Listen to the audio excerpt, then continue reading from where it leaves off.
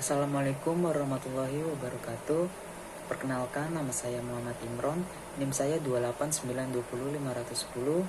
Prodi saya Manajemen Bisnis, Fakultas Ekonomi Bisnis, dengan dosen pengampu Bapak Joni Tesmanto, mata kuliah Public Speaking and Negosiasi. Pengertian public speaking dan negosiasi. Public speaking adalah sebuah kemampuan mengekspresikan gagasan di hadapan publik, dan public speaking adalah sebuah kompetensi yang memadukan 4 unsur utama: pendidikan, sains, keterampilan, seni, dan karakter.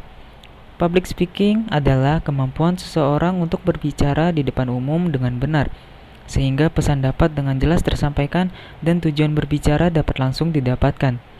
Public speaking merupakan seni keterampilan berbicara di depan umum untuk menyampaikan ide maupun gagasan dengan benar, sehingga informasi dapat tersampaikan dengan baik kepada audiens. Negosiasi, atau dalam bahasa Inggris disebut dengan negotiation, adalah suatu metode yang digunakan untuk menyelesaikan perbedaan. Negosiasi merupakan proses pencapaian kesepakatan yang bertujuan untuk menghindari terjadinya pertengkaran dan perselisihan.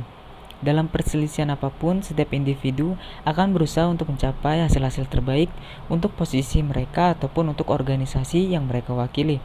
Namun pada prinsip keadilan, mencari keuntungan bersama dan menjaga hubungan adalah kunci utama untuk mencapai keberhasilan. Histori public speaking dan negosiasi. Public speaking sebenarnya bukanlah aktivitas baru yang hanya dilakukan oleh manusia-manusia pada zaman modern saja. Bahkan sejarah telah menunjukkan bahwa akar tradisi kegiatan public speaking ini telah ada sejak zaman peradaban Yunani kuno, yaitu pada tradisi politiknya. Seni berbicara di depan publik ini biasanya disebut dengan retorika, dari bahasa Yunani yaitu retorikos, yang berarti pidato, atau dari kata retor yang berarti pembicara publik, yang telah dipelajari bahkan sejak dalam ilmu pengantar ilmu komunikasi sekitar 2500 tahun yang lalu di Athena kuno. Para pemuda diminta untuk memberikan pidato yang efektif sebagai bagian dari tugas mereka sebagai warga negara. Selama waktu itu, Socrates 469 sampai 3998 sebelum Masehi, Plato 427-347 sebelum Masehi, dan Aristoteles 384 sampai 322 sebelum Masehi mengajarkan murid mereka filsafat dan retorika. Retorika menurut Plato adalah seni memenangkan jiwa oleh wacana. Indikator kegiatan public speaking dan negosiasi. Metode penyampaian. Kemampuan ini mengelola audiens salah satu komponen yang dibutuhkan untuk menentukan berhasil atau tidaknya seorang dalam public speaking. Public speaker hendaknya mencari topik yang dapat menarik perhatian para audiens. Selain itu, mempertimbangkan juga minat dan kebutuhan dari peserta audiens. Gunakanlah berbagai cara untuk menyampaikan pesan. Misalnya saja dengan cerita, kita juga memiliki pengalaman dan cerita pribadi yang bisa kita sampaikan. Itu akan menjadi hal unik dan menarik jika kita bisa menambahkan pengalaman-pengalaman pribadi kita ke dalamnya. Ekspresi suara. Penyampaian vokal yang baik didapatkan apabila seorang public speaking menguasai 3 hal berikut.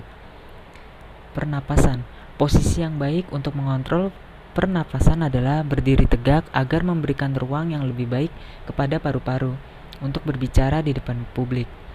Diperlukan ruang suara yang solid agar dapat menyampaikan kalimat yang panjang pada volume suara yang benar. Volume keberhasilan dalam berbicara tidak selalu ditentukan oleh kerasnya suara. Volume suara ketika berbicara di depan publik hanya sedikit lebih keras dari volume berbicara sehari-hari. Berbicara dengan volume keras hanya diperlukan pada bagian-bagian tertentu saja. Body language atau bahasa tubuh. Body language atau gerakan tubuh merupakan gerakan yang dialami seorang tanpa sadar, dilakukan dan tanpa ada rekayasa maupun kebohongan. Gerakan tersebut sebenarnya tidak ingin diberikan atau dilakukan, namun gerakan tersebut tidak dapat dikontrol dan terlepas dengan sendirinya. Ada beberapa gerakan yang dapat kita ketahui maksudnya, yaitu dilihat dari matanya, tangan atau lengan, menaikkan atau menurunkan alis, posisi kepala, dan menjaga posisi tubuhnya tetap tegak. Aspek verbal. Verbal adalah hal yang berkaitan dengan kalimat atau kata-kata relation to or in the form of word. Secara bahasa, verb dari bahasa lain verbum artinya kata word. Verbal juga berarti lisan dan kata demi kata. Komunikasi verbal adalah komunikasi dengan menggunakan simbol-simbol verbal. Komunikasi verbal terbagi menjadi dua, yaitu komunikasi lisan, berbicara dan mendengar, dan komunikasi tertulis, written communication, menulis dan membaca. Analisa audiens. Pengenalan audiens dapat membekali kita dalam memilih bahasa, menyusun, dan menyajikannya dengan strategi yang tepat. Hal ini dikarenakan pengetahuan kita tentang publik akan menjadi konkret. Untuk mengenali calon audiens, terdapat hal-hal umum dan khusus yang perlu diperhatikan, yaitu hal umum, jumlah audiens, rentang usia, jenis kelamin, pekerjaan, pendidikan, agama, sosial, politik, ekonomi, dan adat budaya. Hal khusus antara lain, perhatikan motivasi kedatangan audiens, perhatikan tingkat pengetahuan audiens, perhatikan kemungkinan reaksi atau sikap audiens.